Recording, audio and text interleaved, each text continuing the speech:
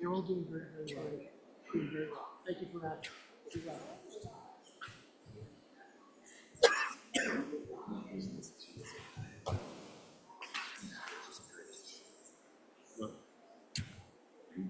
Oh, yeah. See, and you know what? I'll read it like Ron Burgundy. Yeah. Thank you.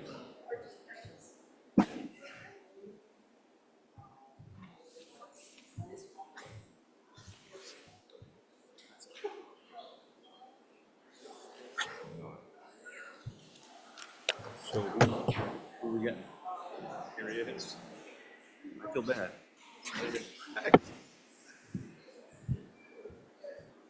Oh, you covering the whole state.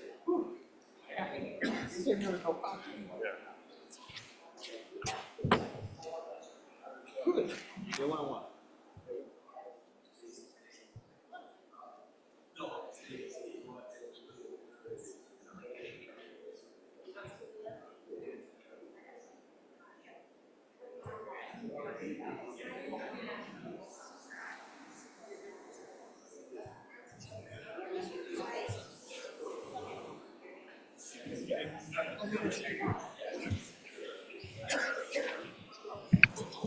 Good evening, everyone. Thank you for coming to the Smithfield Town Council meeting tonight, Tuesday, June 4th, 2024.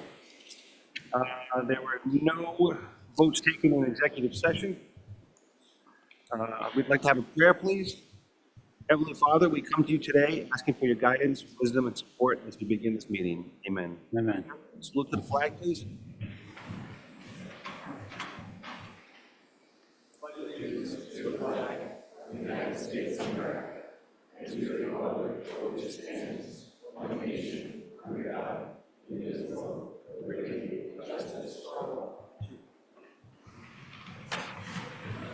Thank you.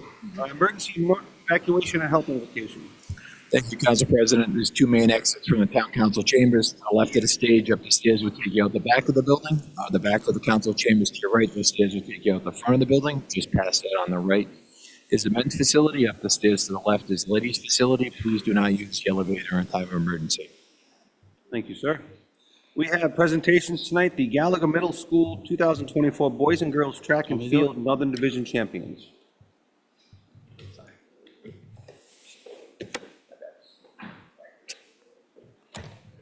Thank you, Mr. President. As we all well know, that the Gallagher Middle School 2024 Boys and Girls Track Team won the Divisional Northern Rhode Island Championship. And with that being said, I'll call your name, and if you can come up and receive your plaque. Coach, there's a coach here? Come on up.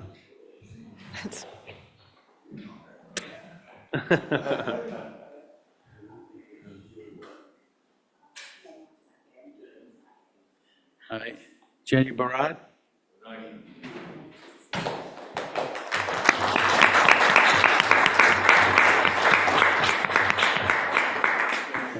Is that state champion? Yes, she is. Oh. Coach Jaden, I guess she's not here. Coach Josh Smith, is he here? Oh, Josh. And Coach Kate Zimmerman. Sure. Congratulations to all. Everybody come up.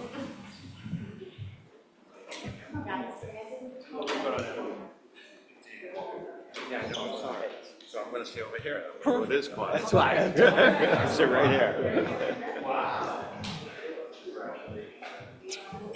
Right here. I can sit right too, yeah.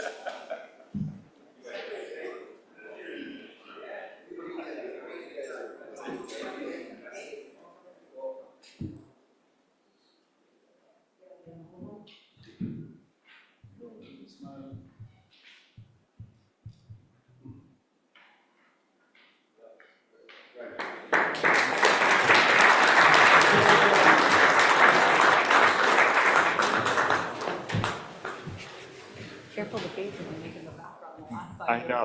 Yeah, sorry. That's not that bad. It's not that bad. Like, I gotta hide. I tried to see if I could Photoshop it out. I know, right? Good thing you didn't say any jokes. That's awesome. All right, moving on to minutes. A, move that the minutes of the May 21st, 2024 executive session meeting held pursuant to Rhode Island General Laws, Section 42-46-5A2, potential litigation, Rhode Island General Laws, Section 42-46-5A2, collective bargaining, Local 2050, International Association of Firefighters, AFL-CIO, MOA, and Section 42-46-5A1, personnel to consider, discuss, and act upon the Chief of Police employment agreement, and to interview Elizabeth Leach and Greg Gerton for possible appointment to a town board or commission be approved as recorded and sealed. So moved. Second. Any discussion? All those in favor? Aye. Item B, move that the minutes of the May 21st, 2024 open session meeting be approved as recorded. So moved. Second. Any discussion? All those in favor? Aye. Item 7, consider, discuss, and act upon the following possible appointments and reappointments. A, land trust appointment with a term expiring in September of 2024. Mr. President, I move that the Smithfield Town Council appoint Gregory Gerton to the Land Trust with a term expiring in September of 2024. Second. All those in favor? Aye. Item B, Conservation Commission appointment with a term expiring in July of 2026. Mr. President, I'd like to ask the council, the Smithfield Town Council hereby appoint Elizabeth Leach to the Conservation Commission with the term expiring in July of 2026. Second. Any discussion? All those in favor? Aye. Aye. Under public hearings, conduct a public hearing to consider and act upon amendments to the Code of Ordinances, Chapter 11, entitled Boards and Commissions, sponsored by council members Rachel S. Toppy and Michael P. Iannotti. Mr. President, may I say something first or after? Yeah, we're going to open the public hearing, and then anyone from the public would like to come up and speak on this matter, you're more than welcome. And then Councilman Toppy. Okay, thank you, Mr. President. This item before the council this evening is the first part of a series of items Vice President Iannotti and I are introducing to promote good government, which in our eyes means accountability, transparency, and public participation. This amendment is for the residents and taxpayers, their children, et cetera, in the future. In short, this would permit anyone from the public to speak at any board or commission meeting, whether the subject matter is docketed or undocketed, as long as the subject matter is within the jurisdiction of said board. The chairs of each board would also, they would still have the flexibility to set reasonable limits on public comment as they see fit. In general, the chairs of each board essentially already give the public the opportunity to speak if they wish. Right now, this amendment would just solidify that in an official capacity. I'll just read you the purpose to end. The purpose of this section is to promote government transparency and accountability by encouraging residents to participate in public meetings, thereby providing a forum for them to provide input, including the expression of any concerns they may have regarding the town government. Thank you for your consideration. Thank you. I'd just like to add, I think it's so important to have public participation. The way we run our town council now pretty much mirrors this. We allow people to come up, when we're considering something, and of course, at the end of the meeting, to comment on pretty much any matter. And I think that's one of the strengths we have here in Smithfield, because, we sit up here, we don't know all the facts, we don't have all the answers, and we have some terrific people here in town of great backgrounds. A lot of them serve on our boards and commissions and do a fantastic job in advising us. But we'd also like to, All right, thank you. thank you. We'd also like to have much more public participation. And I think this sends a message that we really welcome public participation. The public comes to our meetings and to our board and commission meetings, presents us with ideas, facts we may not know about, opinions, so we know how the public feels about particular items. And this is so helpful to us in making decisions that are for the betterment of our residents. Thank you. Would anybody like to speak on this? Good evening, Tom Hodgkins, 200 Frenham Pike. I'd ask the council to support this. I think it's an important aspect of these meetings and what we're doing here. I think that one of the important aspects of this where it's been lacking is at the planning board with regards to zoning amendments. Because I think there are a lot of, some kind of hot zoning stuff that's been coming through. And then it comes to the council, and an issue becomes particularly hot in front of the council, and a lot of people have things to say about it. There hasn't been any public input on that, because the planning board doesn't permit public comment on planning or zoning amendments. It allows public comment on projects, on hearings, but not on zoning amendments that come to the council. So I think that that perspective is important, and that it would be important that it comes to the council with some of that input. I would also hope that implicit in the purpose of this is that other boards of commissions will not put other restrictions on public comment, which implicitly or more subtly are meant to kind of snuff out the public comment. And by that, I mean things like requiring people to sign up in advance before a meeting to speak at public comment and to identify what they speak on. Because to me, that doesn't serve any real purpose. I think it limits who can speak. If you have people that come in a couple minutes late because I was trying to put my son to bed, now I can't speak at public comment if that's the rule of the body. And I think that's the school committee's practice right now. So I think all that does is serve to limit public comment. So I hope that the purpose is clear from this amendment, that you would not expect any of the boards or commissions to be doing things like that. Thank you. Thank you very much. Anyone else like to speak? Okay, we'll close the public hearing. Motion to approve this ordinance amendment to Chapter 11 entitled Boards and Commissions. Second? Discussion? I have a question. How is this going to be policed, I'd say? Is it going to be at the end of the meeting, or?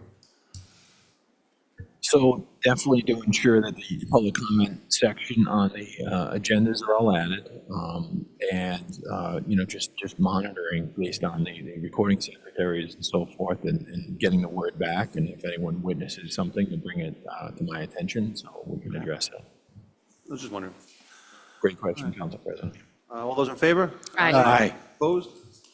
Motion passes. Licenses. A, consider, discuss and act upon approving the annual renewal of one holiday sales license as applied, subject to compliance with all state regulations and local ordinances. And this is for the Speedway 263 Putnam Pike. So moved. Seconded. Any discussion? All those in favor? Aye. Item B, consider, discuss, and act upon approving one-day special event license for Seven Cedars Farms for a summer haunted hayride, 20 John Maury Road, on the following date, Saturday, July 13th, 2024, from 6 p.m. to 10:30 p.m. All special event licenses for Seven Cedar Farms are subject to compliance with all state regulations, local ordinances, and inspection from the Smithfield Fire Department. So moved. Seconded. Any discussion? So considering, the tragic event that happened last time, I just would like to know, I'm sure there has been, but if Mr. Emmett, would you mind telling us what safety precautions have been put in place that would not occur again? Just, good evening, Thank folks. you. Just to make sure I understand, do you want to know what happened, or? No, just to make sure, what safety precautions have you put in place so that that type of accident may, Well, limit first of that? all, there's not much has to be done because we've Sure. done just about everything possible. Okay. We have asked the chief, fire chief, I asked Bob if he would come and review all the events that we're having prior to doing it. I would like the police department there and anybody else in the town who are open to that, because the more people involved with us, the better the event is. Yeah, Thank you. Great, thank you. okay, thank you. Any more discussion? All those in favor? Aye.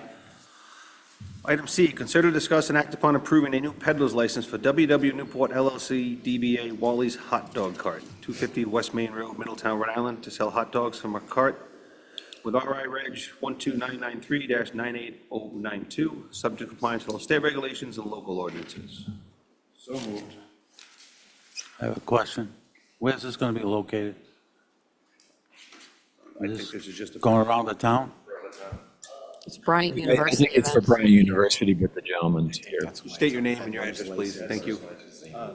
Bradley Hyde, 252 Elephant Lane, Middletown, Rhode Island, at the RIFC soccer matches, so at Bryant University, All right, Bryant?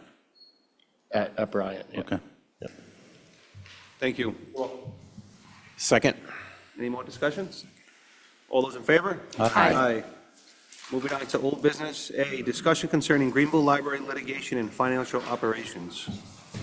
I'm not sure you want to run this. Hello. I'm Stephen Cicilline. I'm the president of the Greenville Public Library. If I may make some opening remarks. Thank you. Thank you. The Greenville Library was created by legislative charter in 1882.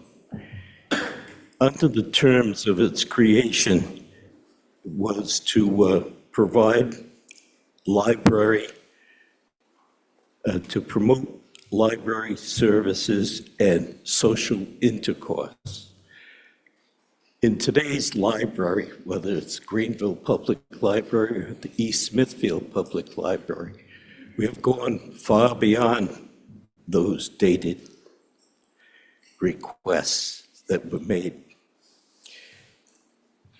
Under the charter that was created, we could adopt bylaws and sue and be sued. Unfortunately, that's been practiced quite a bit.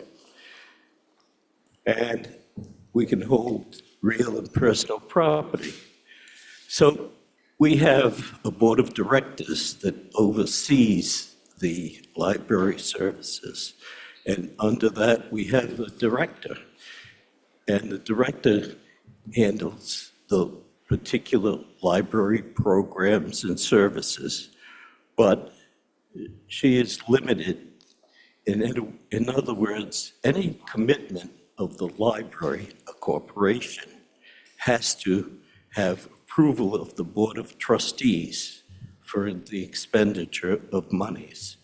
So she's under the direct supervision of the Board of Trustees.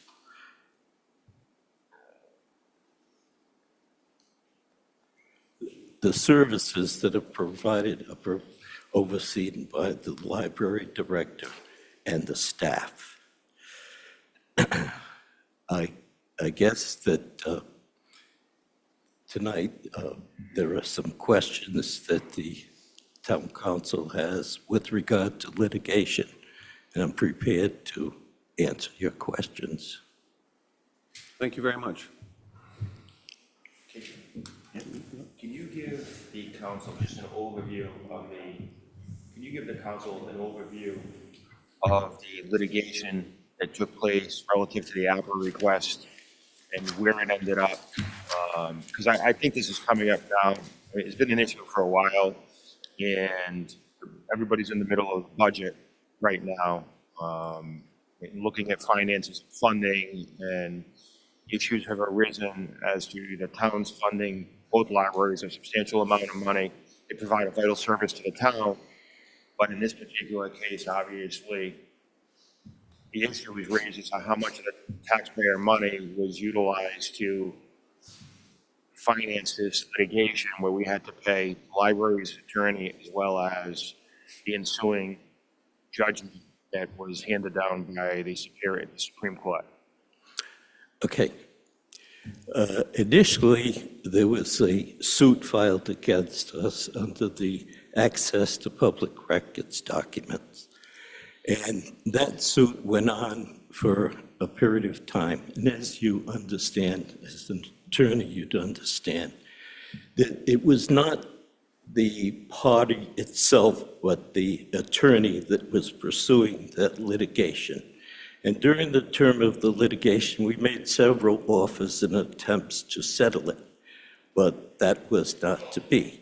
There were sums of money, it went to the Supreme Court, and finally, there's a resolution.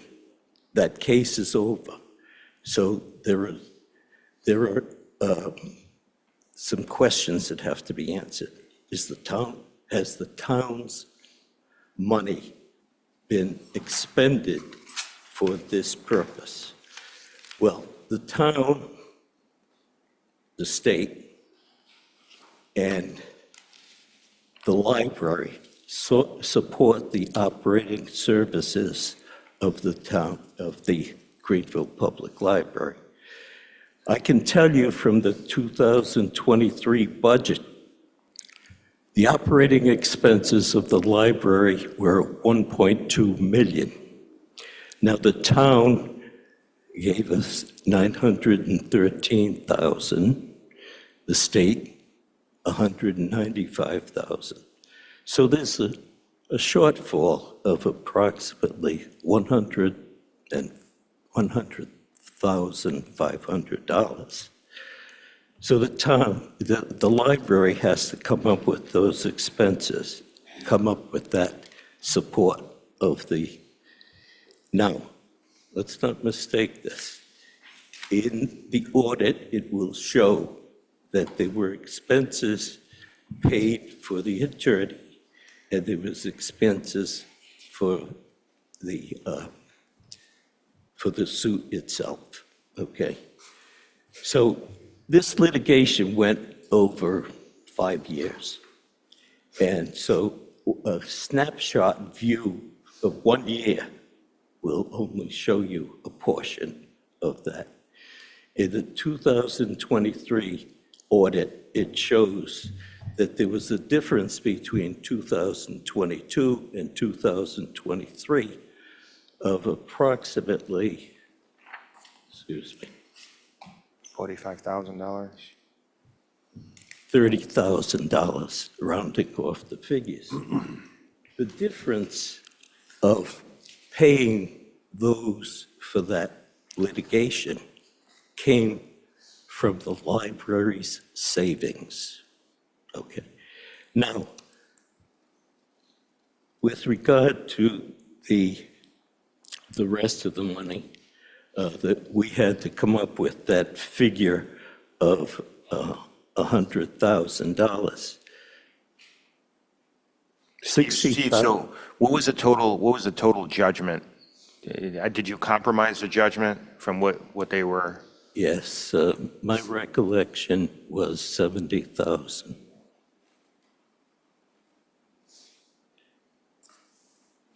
So we had a shortfall in our operating budget of $100,500.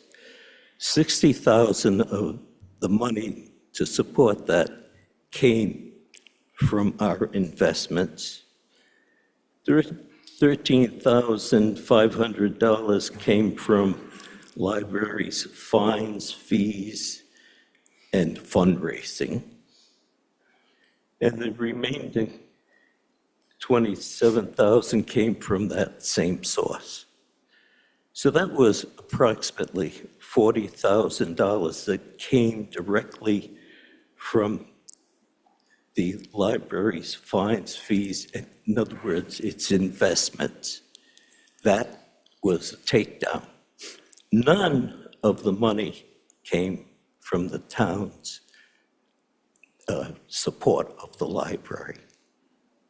Well, you said you have a fund set aside that it came from?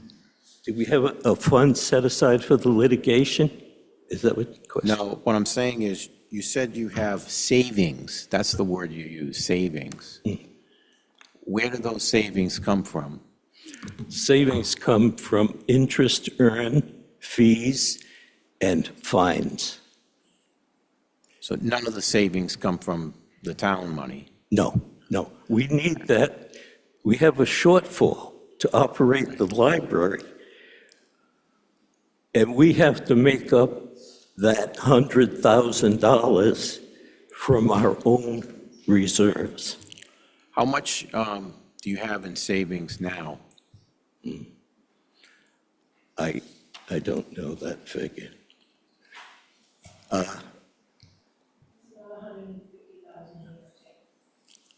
About 150,000, 150? yes. Now, So let me just address that go ahead, for a finish moment. then. Sometimes when we get some type of a donation, it's specifically earmarked for a specific purpose. So we have to recognize that. So we can't just take those sums of money and utilize it for another purpose. Now, when you get a records request, what is your process and procedure? How do you know whether to comply with the record request or not? We relied on our attorney at the time. So when this record request came in, you didn't respond to it at all? You just asked your attorney first before responding? That's why we have an attorney. See, we're a corporation. We have a responsibility to maintain that corporation. We have a responsibility for the corporation to provide the library services that it directed in its enabling act. Well, the town of Smithfield is providing 70% of your funding, Yes, and we have a responsibility to the taxpayers. yes. Okay? And I don't see where, if we have to provide a level funding, we have to provide at least the amount of last year's funding, or we lose state aid. So I don't see where the taxpayers are represented, because you have a board, but the board isn't elected. The board isn't appointed. It really is separate and apart from the town government, yet the town provides 70% of the funding for you to operate. The board is elected at an annual meeting. But it's not elected by the voters of the town. If they're members of the corporation, yes. Or it how is. many are members of the corporation? 200. 200. Well, we have, how many voters do we have in Smithfield? Yeah. We have Well, you can use 22,000 the same residents, we have simile, sir. 8,000 voters, You can use the same simile when you go to the financial town meeting and see 500 people there, and how many voting people do you have in town? 1,000, yeah, but we don't, that's why we don't have the financial town meeting anymore. Well, that's the same simile. So it's safe to assume the attorney that you used is no longer representing you, correct? That's correct. Okay. So what steps has the library taken at this point to ensure that future APRA requests are handled, appropriately?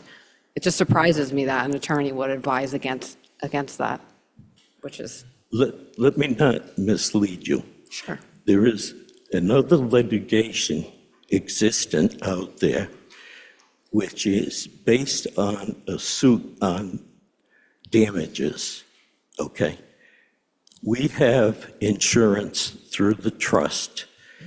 They are representing the Greenville Public Library, and any result claim will come from monies from the trust. Okay.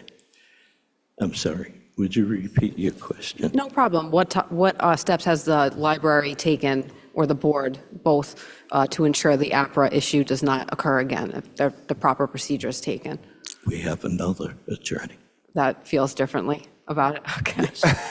I'd hope so. Thank you. Very confident. Yeah, because, I read the Supreme Court decision, and to me, this is a travesty, because these documents should have been turned over. This wasn't even a close call. This is probably one of the easiest cases the Supreme Court's ever had to deal with. I'm not going to dispute what you said, because I read the opinion as well. I thought there were, well, that's all I'm going to say. Is the litigation that's pending right now, even though it's covered by the trust, does that relate, the APRA request was related to a unsuccessful bidder that was looking for documents regarding the paving of the parking lot? Is the litigation that's pending right now relate for damages that Yes. accrued as a result of the unsuccessful bid? Yes, exactly.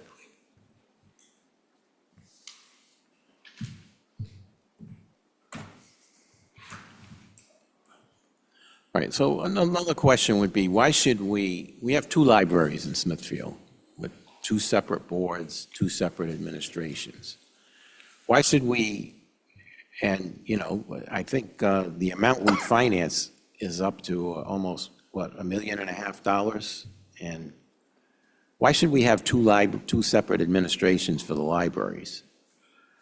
I moved to town in 1970, and that question has been repeated for about 40 years. And every year that the question arises, it's a question on whether you are willing to accept the missions of both libraries. They are performing services for the town. One library is exceeding the other in the kinds of services that they provide. Now, what's happened is you're talking about a merger, and for years, the town council has pitted the libraries against one another to see who's going to survive. The fact is, the money and support that the town gives to each library allows them to exist and continue to provide these library services. Joining them is a concept that may violate the individuality of the corporations, what their purpose is, and what services they're providing. There is a concept that there is an individual. If you're going to speak, you need to come up and state your name and address.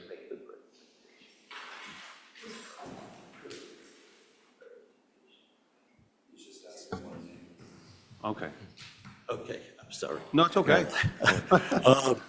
This person would conduct a feasibility study to examine the strengths and the availability, the size of the building, the amount of staff that could be taken on in each facility, and then come up with a reasonable plan. Now, we have communication with the people on the East Smithfield Library. We've been talking to the town manager about this over the years, and we're hoping to make some progress. But we're not saying that the individuality, that the boards will not continue to exist because they're two separate corporations. Well, I mean, that's kind of like, a technical reason. I'm kind of asking, the practical question here. And it's basically the practical question of the administration. Obviously, we want to keep the two facilities. We want to keep the programs. I'm just talking about, administration. Wouldn't it make more sense to have a unified administration with more input from the town government, which, to me, it looks like there's no town government representation on the library. Would you oversee a hairdresser to do the construction of your house? Why do you think that the town government can provide better direction to a library, which each are individually run, the programs, et cetera, are run by professional people who have the education to put programs forth, oversee their staff, and respond to the needs of the town? It's not a question of providing direction. It's a question of accountability because we have a lot of taxpayer money involved in the libraries, and there has to be accountability to the taxpayers. That's why we submit an audit. And that's why we submit the budget. And you have the opportunity to ask questions and a responsibility, I might add. Anybody have any water? Sure.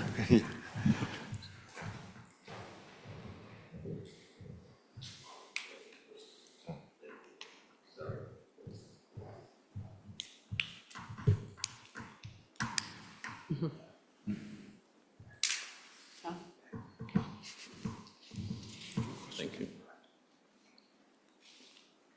I'm sorry, sir. Any further? Steve, just so we know, who's legal counsel now for the library? Monica Horan. Okay, all right. So just so you know. Is there an ability for the libraries to consult with the town solicitor? Or because they're so separate, they're separate independent. corporations, they can't? They're independent. Right. I think obviously, as a result of this circumstance, I think hopefully moving forward, there's closer coordination and We'd like to achieve this. We'd like to be able to cross this bridge meaningfully so that it affects neither library. I guarantee you that there's going to be a great deal of legal expenses, not that I'm judging, to effectuate this, to put this thing together. But that person will be able to do the study properly. I can't. And I don't think it's fair for each of the libraries to come up with some kind of plan. But there may be ways to make some progress to appease what the council is trying to achieve. how many trustees do you have on your board, Steve? 15. And do you know off the top of your head what East Smithfield may have? 7? So you have in total 22 trustees for 2 libraries. Mr. Cicilline, I just have a clarifying question. The 200 members that you were speaking of earlier, are they Smithfield residents? All? Thank you.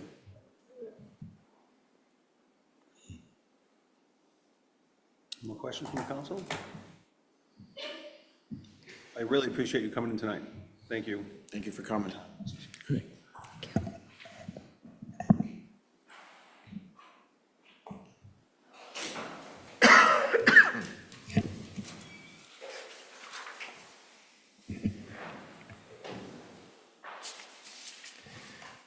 Tom Hodgkins, 200 Farnham Pike. I think one of the roles of the council is, as a custodian of the taxpayers' money, to make sure that this government is operated transparently, that that money is spent appropriately, and that the money is not taking any more money from the taxpayers than it absolutely needs to run these basic services. I think that we're all in agreement that the mission of the libraries is important. It's an important service for people in the town to have.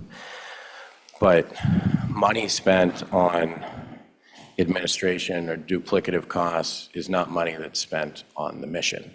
It's not money that's spent on services. So if that's the case, if there's a way to do that more efficiently, then it would improve services for the customers of the library. I had brought these issues to the council over the past year in terms of the lawsuits, governance issues, open meeting violations, act violations last year, several of them. I think one of the issues was that these lawsuits were never disclosed to the town. They also weren't disclosed properly in the library's audits. And just to speak about the audits, I understand that you have an audit in front of you that you just received for last year. By the way, the audits, the town's contract with the auditing firm required the audit to be submitted and completed to the town by the beginning of January. That didn't happen in any of the past 3 years. It was June or July for the library's audit. But the audit for last year's fiscal end, and this is what concerns me about, I understand about the mission of the library, but when there are issues with the audit, that really starts to concern me. The Superior Court judgment was entered as a final judgment in September of 2021. Supreme Court judgment was February 2023. There was another judgment for additional fees January of this year. The other lawsuit having to do with the bid was filed in February of 2022. Now, the judgment was never disclosed in any of the other audits. The other lawsuit was never disclosed in any of the other audits. And then what you have in the recent audit, page 17, subsequent events, states, as of June 30th, 2023, the library is named as a defendant in a lawsuit alleging violations of the APRA and the municipal bidding statute. And it goes on to say that a final judgment was entered. The date's not correct, but the fees are what I understand that have been taken. But either this paragraph here is extremely obtuse, improperly written, maybe both, but there are 2 lawsuits right now, and that's not what the audit says. It's not what's being disclosed. So I don't know if this is an issue with the auditor. I don't know if it's an issue with the library, but I think it's an issue that we have things that are not correct in the audit. And there are also, in an audit, since it's being done a year later, there are also representations that the auditor has not been informed by management of any other changing conditions since the completion of the audit. So not only was it not in the original, but then in the next year, it was never brought up. So that concerns me from a governance, from a compliance issue. It concerns me with the rest of the finance information that's in here. I mean, just while we're on the issue of lawsuits, the agenda for the library for the May 23rd meeting had a review of minutes for potential litigation, which I brought up to the council a couple of weeks ago. So assuming that the library is following the Open Meetings Act, the agenda item for potential litigation means that they have received a real threat of another litigation or another claim that's going to be asserted against them, and that's why they needed to meet in executive session. So I had asked the question at the last council meeting, what is the new additional litigation? That's my understanding. You can have this, it just says potential litigation, so that would mean a new litigation, because if it's an existing litigation, then it needs to list the name of the case. So my concern is really what's the exposure to the town at this point? I understand the president's comments in terms of the exposure on the bid statute. I would hope that the library would be able to provide to the town correspondence in writing from its carrier that there is no reservation on the payment of any judgment, because the defense is separate from the payment of the judgment. And I think that the library should be able to provide that to you, should you ask for that, just to be able to close that circle.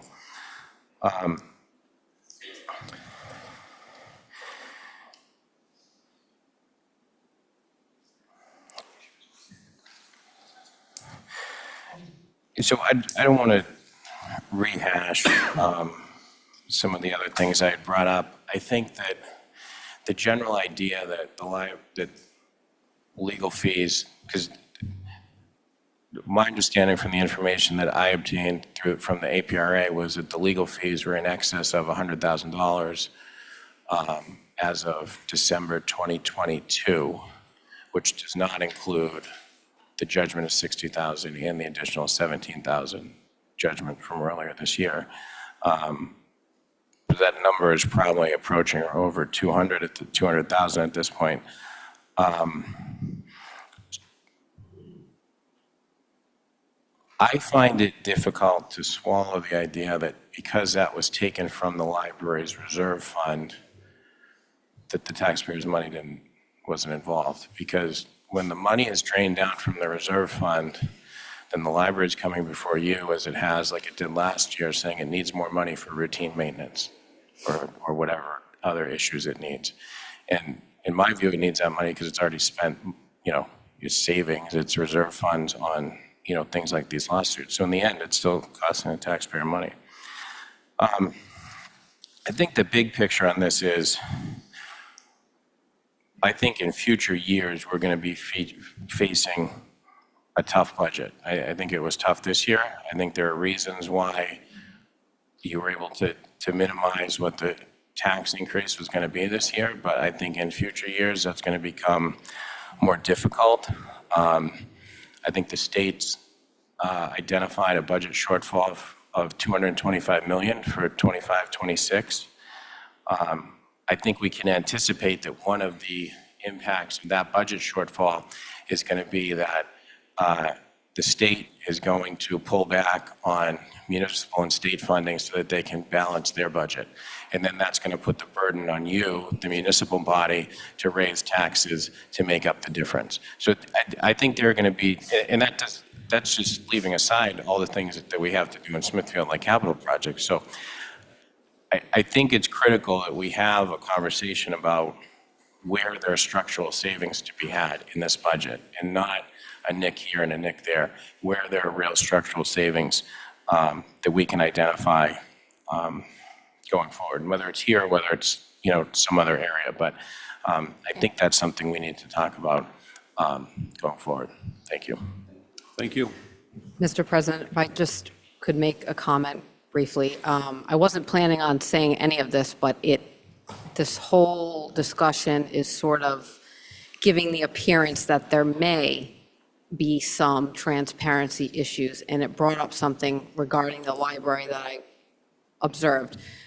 Last year, I was at a diversity, equity, inclusion meeting, and one of the individuals advised that he did meet with the Greenville Library. I don't know who, but they were discussing probably, possibly collaborating in some fashion. But and this is according to this individual, I was not there, that there was reason to maybe try to keep it quiet, so to speak, because it may be controversial in some way. So the reason I'm bringing this up is because, like I said, there seems to be, or there may be, some sort of transparency issue there. I hope that is not the case, because, all these things add up, and, it's not necessarily the best look. I'm not accusing anyone of anything. This is just what I was told. It was a public meeting, and I was present for it. So just to keep that in mind. Thank you. Thank you. May I respond?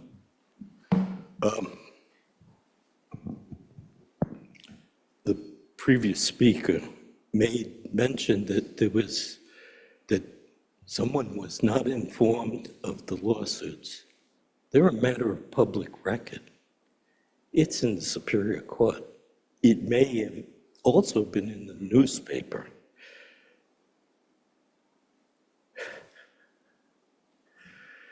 He made mention of 2 lawsuits. There's only 1 lawsuit pending.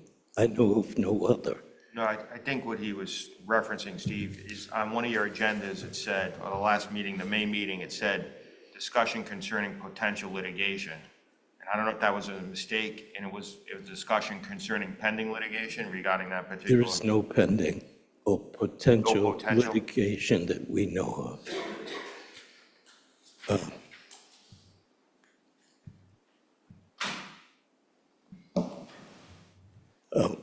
He made a request to you to ask us to see if the insurance carrier has any reservation on making payment under the contract. Now, if you practice law long enough, you know that there's a contract, and it's spelled out what the provisions are. There may be a portion of that you have to pay up front, a deductible. There's no reason to question that the trust is representing us because they've already entered the case. They've already entered it. They have an attorney assigned to it. There is no need for the council to make that request of the library.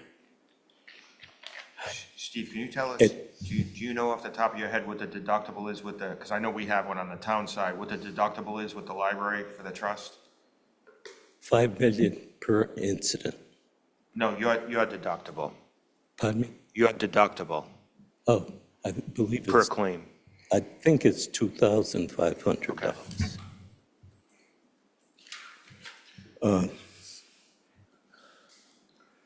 As I said, this litigation has gone on over a number of years, and so I don't know where this gentleman came up with a figure of $200,000, because that's not true. And I'm sorry that there was some mention of us not operating above board.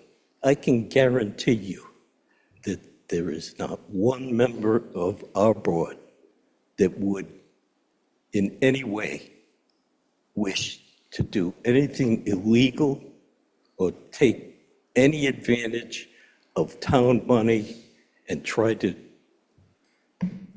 misuse the responsibility that we have. I can say no more. Thank you. No vote or anything on this, it's just discussion. Anyone else like to speak? Dorothy Swain, Director of Greenville Public Library. I just want to address Ms. Toppy's concern. I did meet with that gentleman, and we had a very good discussion, and I offered any services he needed from the library. What happened was, it sounded like to me that things were not quite cohesive with that particular group. But I did say to him that when and if that happened, we would certainly be there to support whatever they came to us. So we do support DEI, we support all of that. So I was at that meeting also, and I know what I said to him. And I also had my assistant there at the time, so that is what was said. Thank you for clarifying, Thank just you. sharing what I was told. We don't need to take action on this. No, it's just a discussion item. Well, I appreciate you coming in tonight. Thank you very much. Thank you. Moving on to new business. Consider, discuss, and act upon authorizing a memorandum of agreement between the town of Smithfield and the Smithfield Firefighters Local 2050 International Associations of Firefighters, AFL-CIO. Thank you, Council President and council members. This item before you, this MOA is to evaluate over a year period changing our current shift structure to a 24-hour shift structure. This provides a substantial benefit to our membership, keeping their I know it was leaving, I'm sorry. It's a benefit to our membership to be able to, live a normal life, as, everyone knows that, working all night, coming home, having a short amount of time to be able to spend time with your family is burdensome on people. And all of our members of our department put their lives at risk every day. This also brings continuity amongst the operation with having them on shift throughout the 24 hours. It is also our expectation that as we evaluate this over the year, that we'll be able to potentially receive some savings in overtime as well, because a 24-hour shift is definitely a deterrent for someone to take the day off versus a shorter shift and things and so forth. So, this memorandum is for 1 year.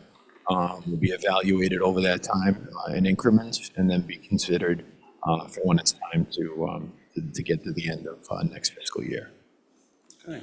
Have other fire departments successfully implemented this? Yes, and it's been successful on both sides, both for the community as well as for the membership.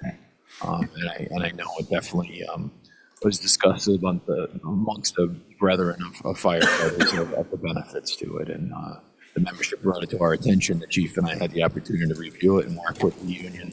We're very happy to bring this before the council. Thank you. Move passage. Any discussion? All those in favor? Aye. Item B, consider, discuss, and act upon approving a memorandum of agreement between the town of Smithfield and the Smithfield Lodge Number 17 Fraternal Order of Police, FOP. Thank you, Council President and council members. This item is really a housekeeping item to help protect the town with the recent retirement announcement of Chief St. Severe and the promotion of Deputy Chief Dolan, the chief. We are in the process of continuing that progression on promotions within the department. Under the current agreement, we're required to have certain deadlines of posting the shifts. This will give us the opportunity to extend that time to do the posting in conjunction with the union. Is completely supportive of this. Gives us the time to do the promotions and then repost the shifts, so no one's adversely affected post promotion. So there's no financial effect to this. This is just a great partnership with the union and the town to make this happen. Move passage. Seconded. Discussion? All those in favor? Aye. Item C, consider, discuss, and act upon rescinding a request for proposals for financial audit services for the fiscal year 2024. Hi, we had gone out to bid for the fiscal year State your name and- 24. Caitlin Shania, Finance Director, sorry. For the fiscal year 24 audit services, we had 2 bidders. We felt that we want to rescind it and go out to bid again because we felt that it just wasn't a good choice for the town. So that's what and within the next item is to go out to bid again. Is there a different process, verbiage that was sending out, or? So there was conversations with the bidders. There seemed to be some confusion about some of the entities that are included in the pricing. And I think that's where some of the bid dollars came in that high. So once that was explained, and I think that the other bidders, knowing that the current vendor is not looking to rebid, they had some staff changing, so they're not able to accommodate the town. This will give us the opportunity to get it more in line with, a well-run financial operation to go out to bid. So these bids were thought to be too high for Yes. the types of services we were requesting, and there was a misunderstanding as to the services? Yeah, we were able to explain, what we need for the school, for the town, for the library, a little bit better to these vendors. So they had a little bit better understanding after we had we spoke with them. So we're expecting that perhaps they will bid again on Yes, the new standards? yes, both of them will have told me they will bid again. Yep. Move passage. Seconded. Any more discussion? All those in favor? Aye. Item D, consider, discuss, and act upon authorizing a request for proposals for financial audit services for fiscal year 2024. Move passage. Discussion? All those in favor? Aye. Thank you. Item E, consider, discuss, and act upon rescinding the authorization to purchase of one 2024 International HV 607 41,000 GVW cab and chassis in the amount of $123,481.18. Good evening, Gene Allen, Director of Public Works. If you'd allow me a few minutes, I'll explain a little background, a little history behind the next 5 items in front of you. Back in September 2000, is that better? Back in September of 2023, I was before you requesting the purchase of a cabin chassis only for the next new truck that we're going to hopefully purchase that was approved. I'd come before you because I was trying to get ahead of other people as far as getting the cabin chassis in what is called a build slot with the manufacturer. We have not been able to secure a build slot for the International at this point for all of 2023 and likely all of 2024. It looks like it's going to get pushed at this point because all the build slots are tied up until 2025. That would be beyond the time frame of the existing procurement underneath the Procurement Act that we purchased it under. So it's a consortium type of a bid. So we would probably have to renegotiate at some point and come back to you and request that same truck to be purchased at what would be a higher price. In the meantime, I've been working with our dealer, and the dealer just gave me a call that they had a truck that became available up in New Hampshire, and that truck was brought down so we could take a look at it. It's essentially the same truck that we purchased, with the exception that it's a little heavier. It's a 50,000 GVW as opposed to a 41,000 GVW. I think you'll see a picture that I have provided in a couple of pictures in the back. It's essentially the same truck, other than, you know, a couple of minor things, larger tires and a little heavier suspension system. That truck is $141,000 through the current contract, as opposed to the $123,000. It's available now. They brought it down here. They're waiting for the vote tonight. If we get it, if you approve it, the truck is ours, and we would have it, basically, I would estimate a year ahead of what we would probably end up getting it. What you see before you is a request to rescind the previous authorization for the, I'll call it the 41,000 GVW truck, cabin chassis, and then to replace that with the purchase of this truck, which is a 50,000 GVW.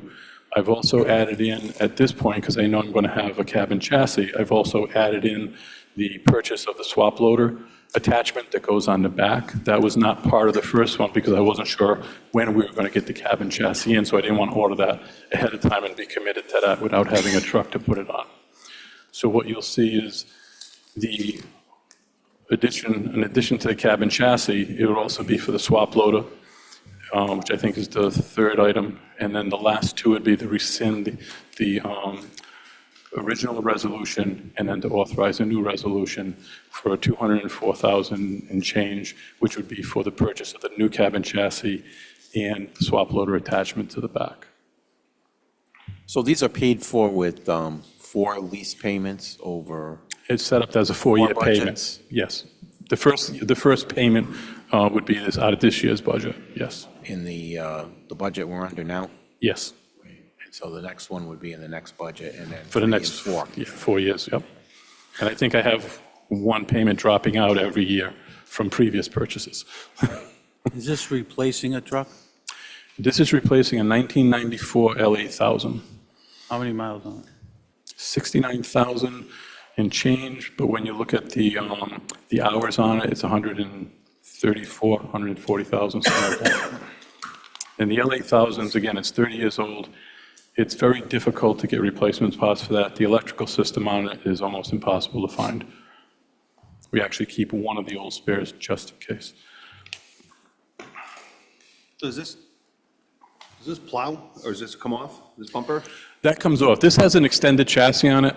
The reason that you see that purchased like that, which is the way we get our trucks, is if you have a hydraulic pump in the front that allows to go in that particular location. Because of the swap loader configurations we put on, it's all in the back, so that gets cut off, and then the plow frame gets handed on that. Okay, just wondering. Yep. And the reason that just so you know, the reason that the person who originally ordered this truck declined to take possession of it was because of the location of the exhaust system, which you'll see as a stack coming behind the cabin chassis. They rolled it around and they included what's called a DEF system, which is the environmental requirement now, the system that's required for diesel trucks. It takes up about 20 inches behind the cabin chassis. The original purchaser wanted to put a wing plow attachment to it, and that was in the way. The dealer mistakenly put that on, and it's $20,000 to relocate that because it has to be, computerized as far as the distance, the length of the system, and everything like that. I checked with Dejana, who was our supplier for the swap loader underneath another procurement, and that is actually where the hook lift portion goes, so we can still attach it and keep that in its existing position. And we don't have to change the location of the rear axle. Thank you. Thank you.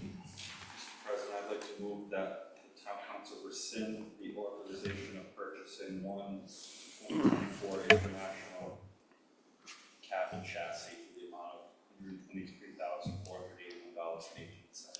Second. Any more discussion? Okay. You good? Ready? Yes, thank All you. those in favor? Aye. Item F, consider, discuss, and act upon authorizing the town manager to enter into a cooperative procurement contract through the Metropolitan Area Planning Council as agent for the Greater Boston Police Council for the purchase of one new 2025 International HV 507 SFA 50,000 GVW cab and chassis from Allegiance Trucks LLC of Warwick, Rhode Island for the amount of $141,052.00.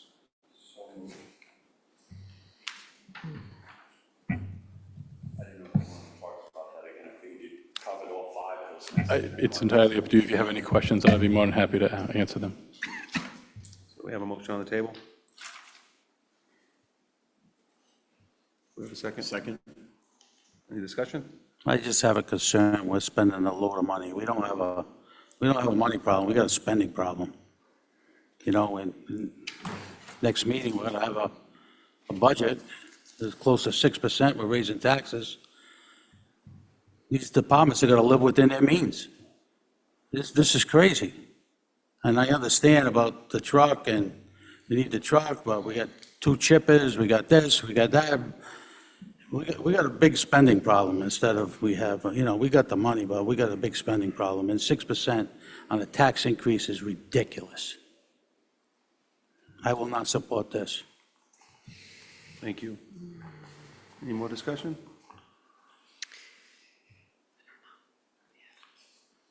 All those in favor? Aye. Opposed? No. Abstain.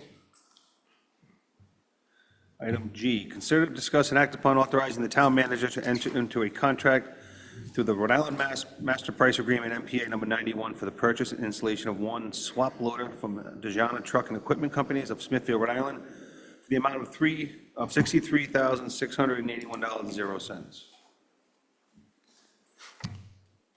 So moved. Second. Discussion? This item and the item previous were both in the budget for this year. Yes, we have 204,000. The total for these together is $204,733. So these were capital items that we previously Approved, yes. And so this would just be this lease payment, as I asked First you lease before. payment, yes. For this year and then each for the next 3 years. But it doesn't mean we have to spend it.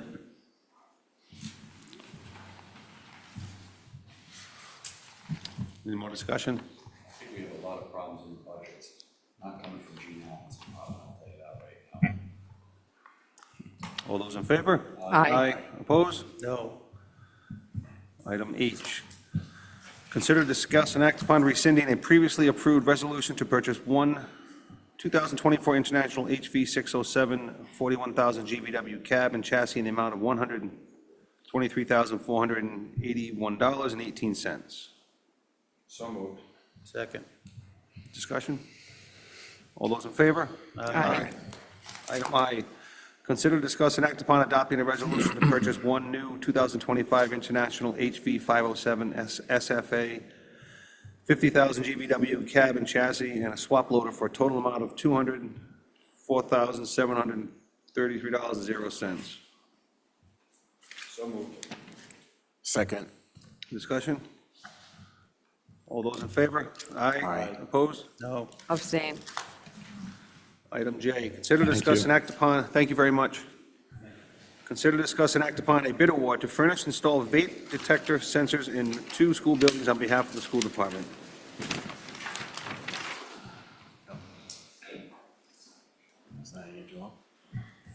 Scott Barnett, Director of Technology, Smithfield Public Schools. Thank you, Mr. Council President and members of the council. You have before you the memo from Mr. Santos. I'm standing in for Mr. Mancucci. Apparently, there's a lot of honors events this evening, and his son was getting an honors award at his school as well. We evaluated the bids from 4 companies for the purchase and proposal of 17 IP-based vape sensors, not to exceed $38,066. The original plan was to try to include switches so that these would wire back to, but the grant that this is funded under totaled slightly around $40,000. So we kept it underneath that, and we will refurbish some devices we have now, and then at some point in the future, we will look to put in new switches for these, but we can operate with them under the present situation. All purchased by grant money, correct? That's correct. And who would pay for the replacements of these devices if they're tampered with or broken? Operationally, in our discussions with both South Kingston and North Kingston, the purchase should usually include a spare device or 2. But in this case, the 17 areas were identified by the school administration. And while there's probably, let me look at the number here, a little less than $2,000 left in the grant that could be used to get 1 more spare. At this time, we would have to put it into operational funds moving forward. Much like our wireless access points or other devices, these are in the $1,500 a piece cost. So we would probably look to have replacement money of about 1 or 2 a year, should there be anything that happens with it. Vandalism can happen with these devices, but that can happen to pretty much any other component we put in place. I guess my line of question with that is more so the line of understanding that vandalism does occur on it. I know you're not going into the bathroom ripping it off. I know us council members aren't doing it. If it might be factored into operational expenses in the future, are we going to look at us being responsible for replacing them, or are we going to go after the students and who are breaking these things? I would really not be the person to comment on that, but I'll give you an example of how that works with the basic technology that students use. There's an agreement that parents sign based on acceptable use policy, that if they break an item, they are responsible for a certain cost level. That is negotiated at the school administration level because in different situations, there's different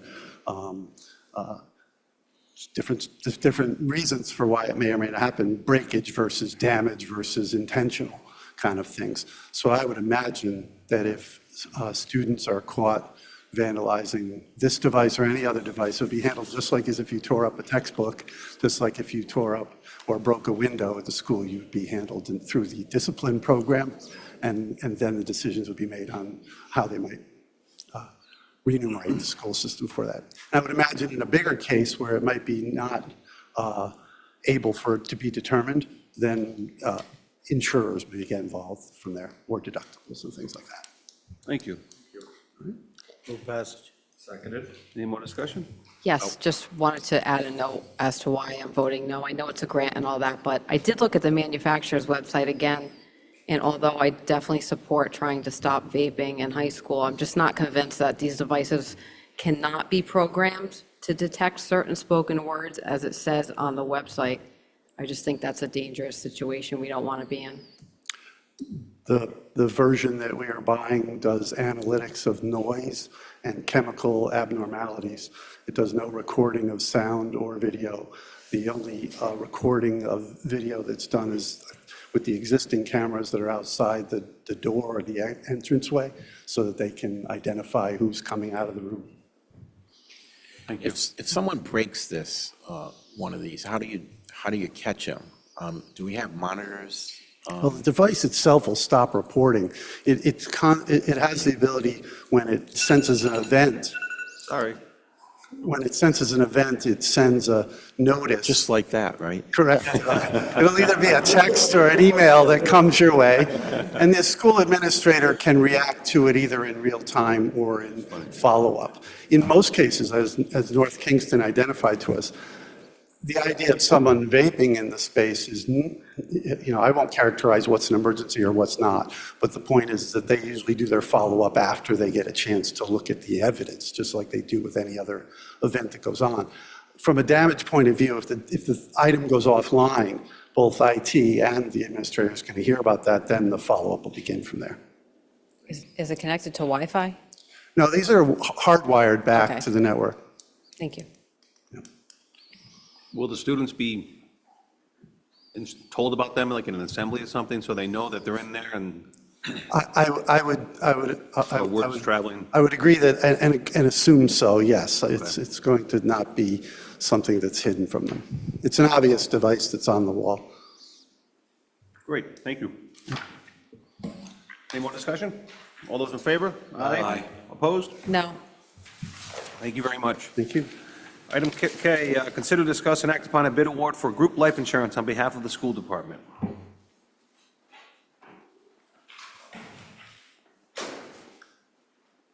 I can. But on the idea of insurance, I know it's a good thing. And as I was told by Angelo to just come up here and tell you that the group, they think this is a good deal. Thank you very much. That's great. I can add, it's the same rates that we're receiving on our life insurance, and the trust for it to get an agreement to maintain that dollar value, and it's to the benefit of all of us. Move passage. Seconded. Any more discussion?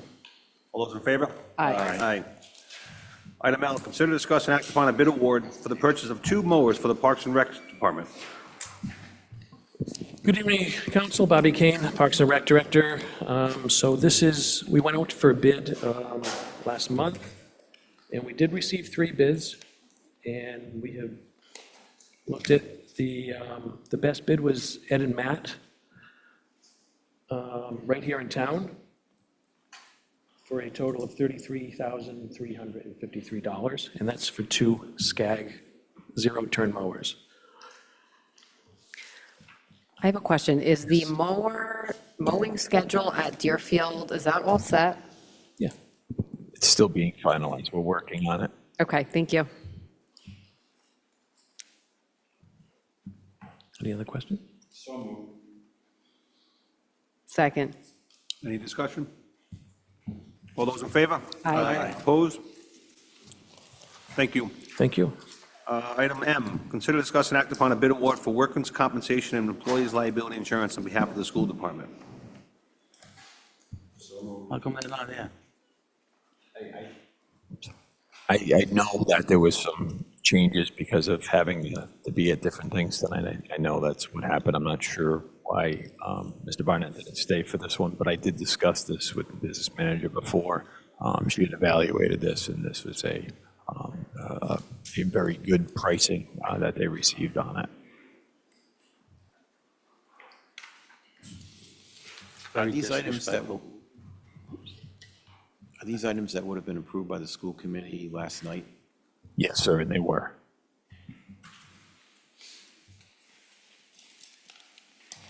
Can we put it on the next agenda? Maybe they can come. I mean, you definitely can. That's up to you guys. I'm not sure. I think timing wise, because we had to get this on, per the discussions with the CFO. When's the policy expire? June 30th.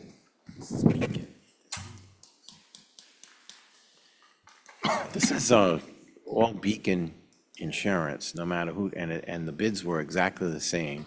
So there's one insurance carrier pretty much for the whole state? Is that how this works? So there really isn't With multiple brokers. anything to decide here, is there?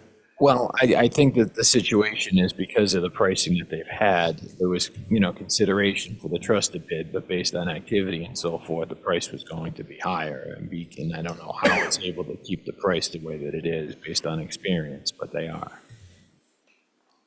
So are they keeping the price the way it was? Well, I think in the scheme of things, I don't know if it's Right. exactly what it's kept, Right. but I know if it was to be bid and transferred over to the trust, it would be at a higher value for their book of business. Right. Move passage. Any more discussion? All those in favor? Aye. Public comment, if you'd like to come up and speak, you're more than welcome. Just state your name and address. Ed DeMille, 75 Whipple Road. I think earlier what Mr. Hodgkins was saying was very good, that if we could put the libraries under one umbrella, like Mr. Cianci said he wanted to do. And I always reiterate my words of holding the line. If, I don't know how we can have a shortfall in the state at $14 billion. But if that's going to happen 25, 26, we have to hold the line in town. We can't, like Mr. Tassoni said, boom, boom, boom, boom, just put out the money. So if that's the case, I think the library should unite. One of my things is hold the line, and of course, as Mr. Souza would say, spreadsheets. $1 million budget, I'd like to see them individualized. Now, maybe I don't know, maybe they do that, and sent to Randy, the town manager, and then a copy made to everybody here on the library. How do they determine $1 million a year? But that's all. But I think Mr. Hodgkins was right spot on. Anyone else like to speak?